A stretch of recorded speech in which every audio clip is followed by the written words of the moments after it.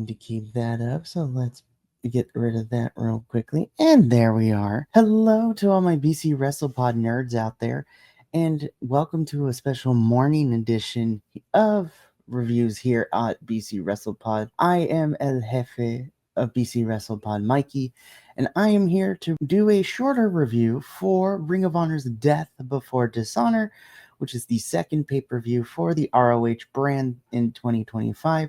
And we got the third one and final one coming up in December, which I will talk about at the end of the show. But I'm excited. It is early for me, and I'm trying to be, enthusiastic while also being respectful because there are still people who are sleeping in this household. So I'm trying not to scream and yell for this one. But as I am here to review ROH's Death Before Dishonor, but before I get into all of that, little housekeeping, if you will, we are on YouTube and Twitch and Kick, so you may follow us at any of those video watching / streaming platforms, or you can follow us on our social medias at BC WrestlePod, where we do our report cards, and we have some other fun stuff doing all that as well. We also have some merchandise available at BC WrestlePod shop.fourthwall.com, where you can get yourself something fun. But now that that's out of the way, let's focus on this mini review this morning. So if you haven't been on the wrestling internet, you know that for some reason, Death Before Dishonor was having a rough go on Honor Club. And so Tony Khan made the decision to stream the whole show for free on YouTube. And as of this morning, it's still there. So if you want to go watch it, you may do so now. But Tony Khan has also offered a free month of Honor Club for all current subscribers as an apology for the lack of quality and technical issues that were happening with the stream. Which, you know what, I gotta shout out Tony Khan for this because not many people of wrestling promotions will do so. I mean, and I'm loving it. So I was able to watch most of the show via YouTube, but I started on Honor Club and then went to YouTube. So I was able to piece together my review for all of this and watch the whole entire thing. So now I'm here to give you my quick rundown of these thoughts. I will be doing the main card only. 0 Hour had a lot of fun matches, but I want to focus on the main cards and just give my quick thoughts. So this stream's probably not going to be more than maybe 15-20 minutes, but we'll see what it goes with. So let's kick things off with what opened the main card for Death Before Dishonor, which is the Conglomeration, which is the team of Tomohiro Ishii and Hologram taking on the Premier Athletes, which is, of course, Arya Daivari and Tony Nese. Now, for those of us who've been following BC WrestlePod, or for following us here at BC WrestlePod for a long time, know that we used to do a weekly Ring of Honor show all through 2025, and then we made the decision to not, because stories and development of characters and things like that, it felt more like a glorified house show with production. I will say though, starting back in June, things are kind of looking up, and when we get to certain matches, I'm really hoping that ROH figures out what it wants to do because I've really been enjoying it. But to kind of bring this back around a little bit, the Premier Athletes have been a staple in this rebranded ROH. But of course, Josh Woods has been missing, so either he's out on injury or, he's not in ROH anymore, but we don't know that, but that's okay. So as far as this match goes, I thought this was a fun match to open up with. Again, the Premier Athletes are your heels in this whole entire situation, so they are doing heelish tactics. Tomohiro Ishii, love him. Very fun for the brand. Hologram is so over with the crowd. And to no surprise, the baby faces do pick up the victory here with Ishii and Hologram defeating the Premier Athletes. I'm really hoping that, again, this will be a constant thing that I'll be saying throughout this whole entire review.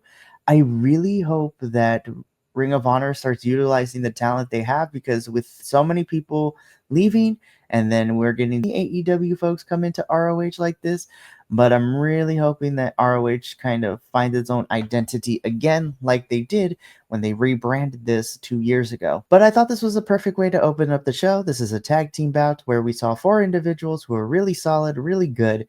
And you know what? The crowd was happy with it, and this was definitely a lot of fun for sure. We move on to our next match that we're going to talk about, which was for the ROH World 6-Man Tag Team Championships.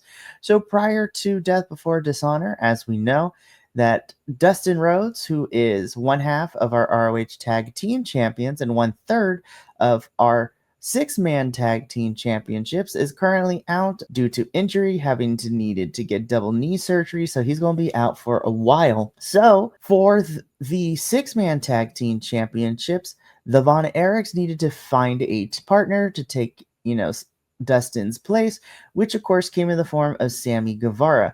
On top of that, the tag team championships were technically vacated, but Sammy would get a chance to get him back by finding a partner of his choice to take on the Outrunners, which we'll talk about that match later in the show. But for all intents and purposes, we have the Von Erichs and Sammy Guevara taking on Shane Taylor Promotions. Again, Shane Taylor Promotions has been a staple here in this rebranded ROH for quite some time now. Of course, Shane Taylor and of the original ROH, and then the Infantry also doing amazing things. And we've always said that we wanted to see championships on the Infantry.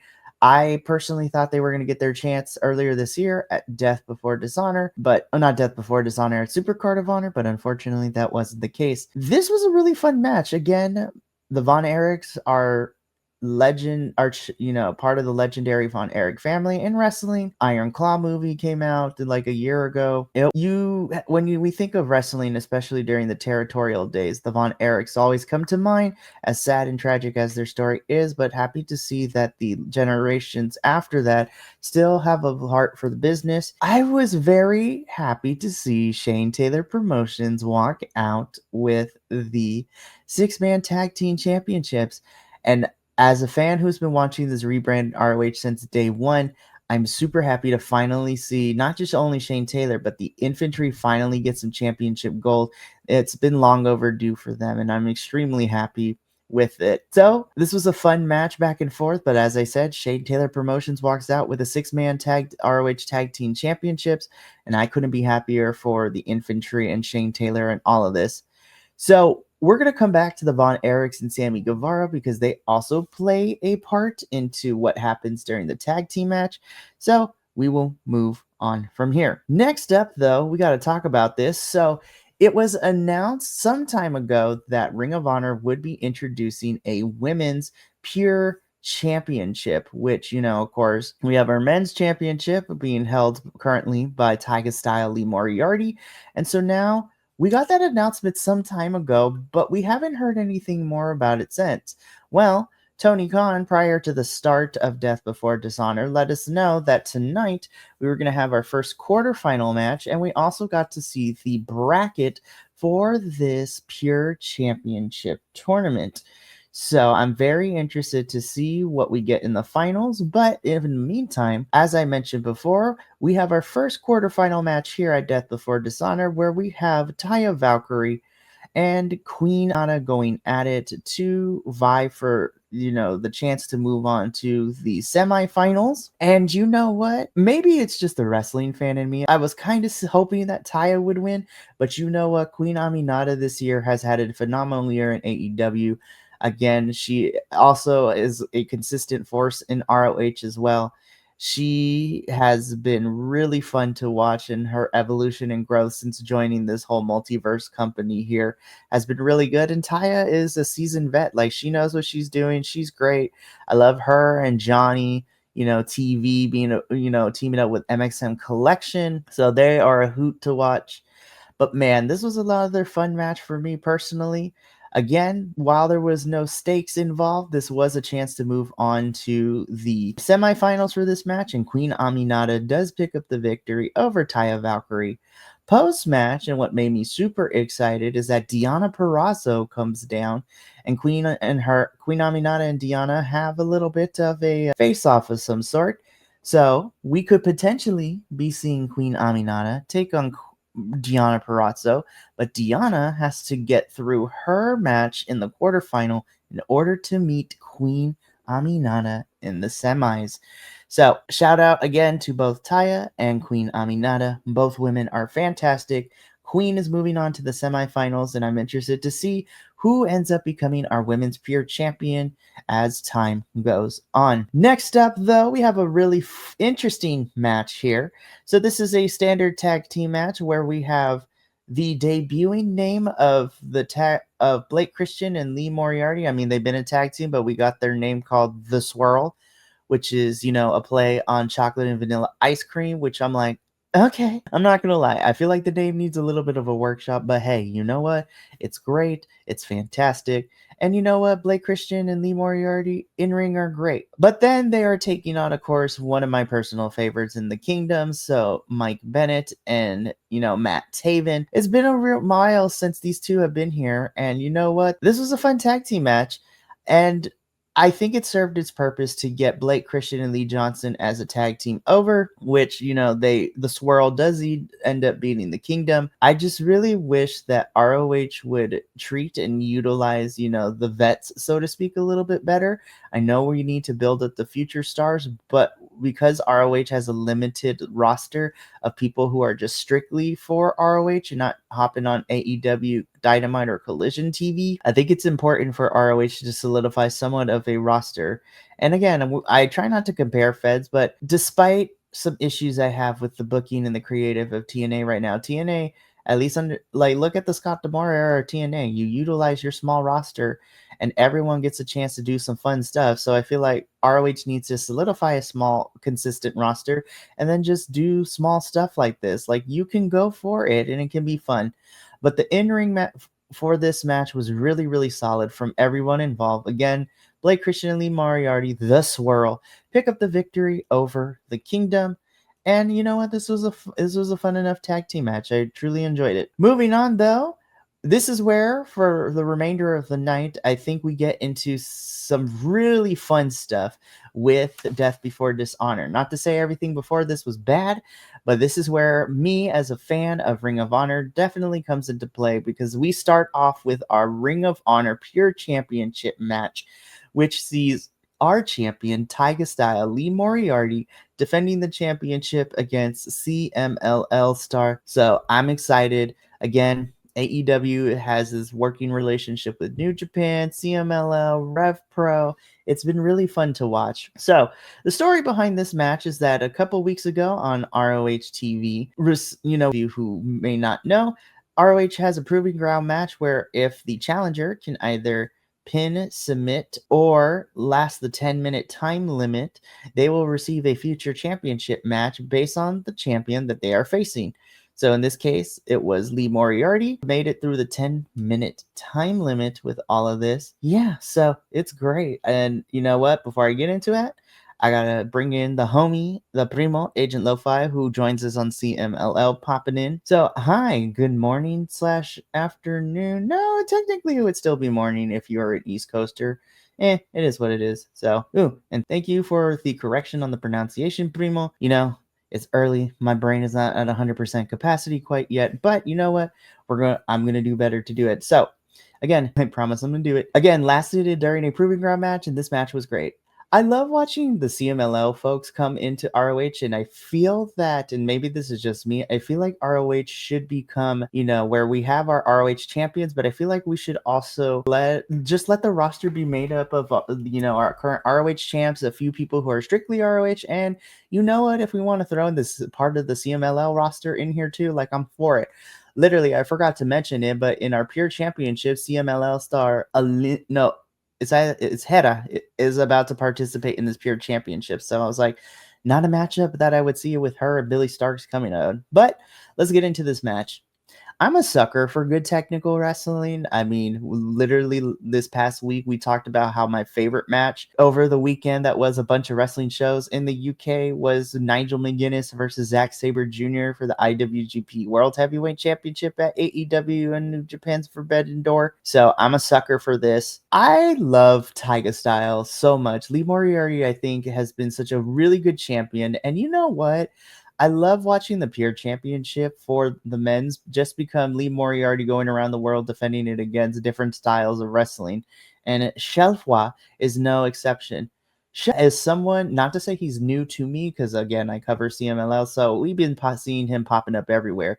But I love watching him get this opportunity that hasn't been, at Atlantis Junior, Mascara Místico, because not to say that those guys haven't earned their opportunities, but it's nice to see some of the newer CML folks who have been kind of working the ROH dates a little bit, get a championship match, especially at a pay-per-view. This is amazing. So Primo coming in with the facts here, to think that just a couple years ago, you were lucky to maybe see 3 matches a year, mostly first, second match on the Spectacular. So yeah, I feel like this match is his coming out party for the grander stage, and I think Shalfois did an amazing job. Lee Moriarty and Shalfois put on a really fun, pure championship match. Ultimately, Tyga Style would pick up the victory and he would end up winning. But damn, I had such a blast watching this. And then to even think about this, the fact that, now all Shane Taylor Promotions has championships. So that faction is stacked with champions, which could have some interesting storytelling mechanics to it. But again, this match, I loved it. It was good. As an ROH fan, as a technical wrestling fan, as a CMLL fan, I feel this was one of my favorite. This was like in my top 3 matches of the whole entire night. But I had a great time watching this. But we got to move on though, because okay, I'm not gonna lie. So when I first heard about this match being on the card, I rolled my eyes. I'm like, Lord have mercy. And it's actually not because of Paul Walter Hauser. QT Marshall, how do I put this nicely? He's just there. He exists. I mean, he's taken more of a producer role for AEW now, and also has, the Nightmare Factory schools that he's working in as well. But this was QT Marshall versus Paul Walter Hauser. Yes, you heard that correctly. The Emmy Award winner actor and star as Mole Man in the Fantastic Four movie, and he was also in the Naked Gun, this most recent Naked Gun movie, which is kind of crazy. He is also currently the Progress Proteus champion, which is really good. Yeah, this is exactly where I'm going with this, Primo. This fight without honor match is basically a glorified no DQ street fight, and this match was, I agree with Agent Lo-Fi, the fact that this match was way better than I expected it, or I thought it was going to be. There were some crazy spots here. We got some run-ins, like Aaron Solo coming out to help QT Marshall, and then Hook coming out to even the odds for Paul Walter Hauser. I'm not gonna lie, I was expecting Paul Walter Hauser to win, but to my surprise, QT Marshall does pick up the victory in this fight without honor match. You know what? And this is kind of something that that me and Andrew talked about a little bit about on Thursday during our Progress 100 Volts review. Sometimes when we get these celebrity endorsements or these celebrities being involved in wrestling, it's usually like a one and done, or they don't put the time and the effort. Of course, my standard is Bad Bunny is like my standard of celebrity. That man had whole matches and Royal Rumble appearances, and he looked great, and it was fun. But Paul Walter Hauser, I feel like should be in that conversation too. The man has put in his work.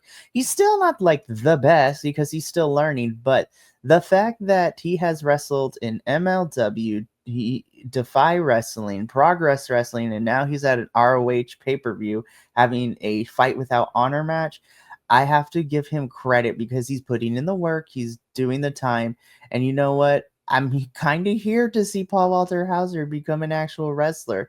I love when the passion becomes real and people put in the work, and I feel like maybe I'm in the minority with this, but yeah, this was a lot of fun to watch, and I think this was definitely a smart way to kind of put this towards the second half of the card, moving into everything. But you know what? This is probably my favorite fight without honor match that we have seen in this revamped version of Ring of Honor. So I would like to see Paul Walter Hauser become a little bit of a staple in ROH when he gets the chance. I'm not going to lie. It'd be a good time. But again, QT Marshall picks up the win here. And we move on to our next match, which, okay, so this was crazy as well.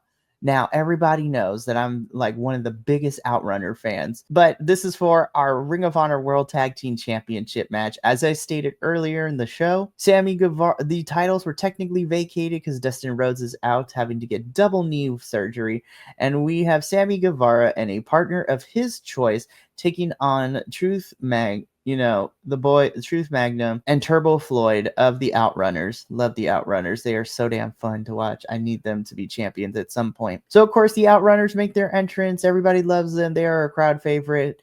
And then Sammy comes out, and we find out that his partner is Roosh. Yeah, I was not expecting Roosh to be Sammy Guevara's tag team partner, Agent Lo-Fi. That was a big surprise for me, too. I was like, oh my God, this is about to go nuts. And you know what? Shout out to everybody involved in this match and Ring of Honor, because we started to see the Spanish God heel version of Sammy Guevara in this match, with him teaming with Roosh. And of course, to kind of bury the lead a little bit, because again, the action was a lot of fun. You had the moments from with the Outrunners. The crowd is behind them. This was such a fun tag team match. But ultimately, Sammy Guevara and Roosh are your ROH World Tag Team Championships. Post match, though, we got the Von Erichs, who were a little upset that Sammy didn't pick one of them to team with him for these tag titles. And then LFI and Sammy beat up on the Von Erichs. Sammy turns heel, and Sammy has officially joined La Fiesta. So now it is, listen, that is all Latino power right there. It is Libre power right there. It's going to go ham. It's Rushko, who on the pre-show won the money battle, the money fatal 4-way, which is great. So now they got money.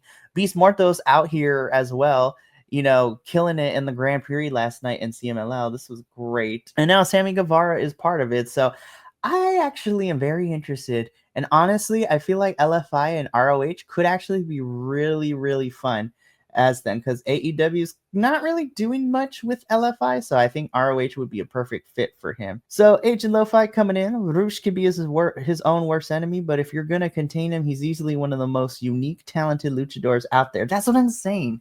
I feel like ROH would be a really good fit for Roosh. I think because, again, smaller roster, and you know what? If this means that we get to see Sammy and Roosh fight some of the CMLL guys that come over as well, whether it's for the titles or not, I think would be really good, because Roosh, I do believe, offers something very unique in the world of lucha libre. But you got to contain him and all the things that come with Roosh, for a better term. But yeah, this was a fun tag team match, and I think, I'm excited to see where the tag team division goes. So this should be interesting. Ooh, okay. So this was the semi-main event, and hands down, I will get my critique out of the way first. I feel like we should have cut it by 5 minutes, because it was 37 minutes and both men were gassed at the end. But despite that, ooh, this was good. But yeah, Sammy as a heel is where his best. I agree with you too. But semi-main event, Ring of Honor World Championship, Bandito versus Hechicero. Ooh, Agent Lo-Fi, we could just move on to the main event, because I know where you stand. I mean, I think we're on the same wavelength. This, in the words of Sheamus, this was a banger, bro. Oh my God. Okay, I'm calling it right now. Bandito is my 2025 wrestler for the year. Man has put on banger after banger after banger in ROH, AEW, Arena Mexico for CMLL. Bandito coming out as freaking Iron Bandito was crazy. I lost my mind. Hechicero is so damn good. Oh my God, this match was my match of the night. Holy crap. Yeah. You know what? It's copy and paste exactly my thoughts of what I said with Bandito versus Konosuke Takeshita at Supercard of Honor. Last month, this match was great. Again, my only critique is I feel like we should have cut it down maybe a couple minutes, because Hechicero and Bandito were getting gassed at the end, and while they were still able to make some stuff look great, it was not as clean as the first 2/3 of this match. But hot damn, this is another match I would definitely recommend people to watch. Bandito is able to beat Hechicero and is still your Ring of Honor World Champion. What can I say? Holy crap. Bandito has been getting really good opponents. I'm very interested to see who his opponent at Final Battle in December is going to be. Yeah, honestly, you got to watch the match, because this is the match where I don't have a lot of notes on, because I was literally watching the entire time. Please, again, this is on YouTube, y'all. Tony Khan made Death Before Dishonor, because of the technical streaming issues, free on YouTube. Go and seek this match out, please. It is definitely worth your time. Which leads us into our main event, and I want to say this. I feel like because of how gassed I was watching Bandito Chisero. Here, it sucks because this was our main event, and I love the women main eventing because in 2025, I feel like women's wrestling has been so much fun. But you could definitely tell that the crowd was having a rough go trying to keep invested. It's late. This was the end of it. We just saw Bandito and Hechicero tear the house down. But you know what? This was a fun one. In our main event for Death Before Dishonor, this is for the ROH Women's World Championship. This is the fallen goddess Athena, who is now, I think, a couple days away, or is at 1,000-day champion, and is the longest reigning champion of ROH's history. So I love it for Athena, and she's taking on Mina Shirakawa. No, yeah, the Grand Prix was on and popping too. I was bouncing back and forth, but I had to focus on this one because Grand Prix I can watch a little bit later, but I have also Grand Prix is crazy. So that is the final match I have to watch for Grand Prix, which is the Grand Prix itself, because that match is going to go on and be banging. But yeah, you did hear correctly because this match was actually really good. Before I even get into the match, the entrances were so much fun. Of course, Mina does her dancing. She's great. Athena comes out, and we get Billy Starks coming in with the blue meanie as a minion for Athena, which I was dying of laughter. I was like, oh my God, 2025, wrestling in 2025 has brought back the blue meanie, and everything is crazy fun in the world. But this match was really, really fun. And again, I love when wrestlers are able to utilize, actual ring psychology to tell the story in the ring, because Athena was working over Mina's injured hand because Mina broke her hand. And so she was using, she put Mina's hand underneath the padding into the turnbuckle and was destroying it that way, which was really fun to watch. Mina is a fantastic wrestler. Very, you got to love the Joshi style of wrestling. She's great. Athena's fantastic. This was such a fun main event. I still think Bandito and Hechicero is probably my match of the night, but this was a close second. Again, Athena is killing it as women's champ, and Mina is such a good challenger in this one. Athena ultimately does retain her ROH Women's World Championship, and that is how Death Before Dishonor goes off the air. So, what are my final thoughts on Death Before Dishonor? So, again, I watched the entire pre-show, and I was able to focus on most of Death Before Dishonor, and then I was kind of bouncing back and forth between this and CMLL, which I'm going to watch the Grand Prix as soon as we get off the air for this one. But here are my final thoughts of Death Before Dishonor. I think where this rebranded Ring of Honor thrives in is its champions, and because we have Roosh and Sammy, so LFI as tag champs, Shane Taylor Promotion as the 6-man tag champs. You have Mina, who's the interim ROH TV champ. Our men's ROH TV champ as well, out in the world as well, somewhere, which is great. Yeah, we have Tyga Style, Lee Moriarty as our pure champion. Bandito and Athena, I feel like you have a strong champions, and the championship matches are always a lot of fun. I ultimately gave Death Before Dishonor a B, and that was partially due to the technical issues at the very beginning of the show, but then from there it was smooth sailing. And I know a lot of people are like, you shouldn't knock technical issues as part of your grade, but I kind of have to because it ruins the presentation. It can affect the presentation and the vibe of your watch experience. I will say, though, I feel like there were a couple of matches that we could have changed around or put on the pre-show, or even not had on here, because they like to overstuff the card. But I gave it a B. It was very solid. Everything was good. And, Agent Lo-Fi, it's the same thing. ROH pay-per-views are like the pay-per-views always deliver, even if on paper the card doesn't look that great. Because I'll be honest, I wasn't too happy with how some of them. Well, we didn't get most of these matches for Death Before Dishonor until the day before the pay-per-view or the day of, which, I have to learn. That's kind of AEW and Tony Khan's style and ROH's style of things. But damn it, this was a solid pay-per-view. I gave it a solid B. I still think Supercard was a little bit better, but now, unless we get another pay-per-view between now and December, we can breathe, because our final pay-per-view for ROH this year is scheduled to be in December, which is Final Battle. So ROH's final pay-per-view of 2025 will be held in December at Final Battle. So I'm excited about all of that. But that's going to be it for me here. you know what? I had a good time, watching Death Before Dishonor. This was a lot of fun for me. And Agent Lo-Fi, I appreciate you being here. But before we go, I do want to preview, since we are not having a show tomorrow morning, the WWE crew is still on their 2-week break, but we will be back next week, next Sunday, for our regular show. But let's take a look at what the remainder of the week looks like. So, on Monday, because now we are in September, on Monday, September 1st, 5:30 p.m. Pacific, the WWE crew will be here to review the Clash in Paris pay-per-view. So, again, not on paper, not a card that I'm excited for, but hopefully, the talent, it blows my mind. And then, you know what? I would be like, you know what? On paper, this was going to be a fun match, but it still should be a good show.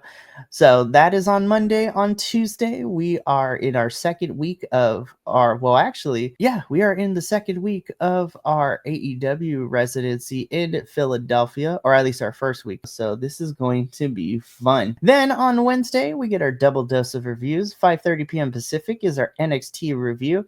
And at 8 p.m. Pacific, y'all need to tune into that one, because Papa Oso and I will be reviewing another episode of CMLL, but we will be going over the Grand Prix, which, you know what? You all got to watch the Grand Prix. It's so much fun.